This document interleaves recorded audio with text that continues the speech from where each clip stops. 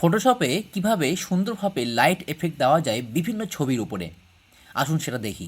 আমরা এরকম একটি ছবি নেব যেখানে লাইট এফেক্ট দেব। আমরা একটি নতুন লেয়ার নেব। এরপর আমরা যাব রেক্ট্যাঙ্গুলার মার্কিউ টুলে। আমরা লাইটের উপরে এটা সিলেকশন করব। এরপর আমরা যাব গ্রেডিয়েন্ট টুলে। এখানে আমরা লাইটের যে কালার রয়েছে সেই হোয়াইট কালার সিলেক্ট করে গ্রেডিয়েন্ট কালারটাকে ডিপ থেকে লাইটে নিয়ে আসব। আমাকে এই সাইডে ডিপ থাকবে আর এটা লাইট থাকবে। নিউ করব, এটা সিলেক্ট করব, ওকে করে দেব। এরপর আমরা কালার ফেলব। কালার বর্ডার ডিসেট করব কন্ট্রোল ডি চেপে। তারপর আমরা সিলেকশন টুলে যাব, কন্ট্রোল টি।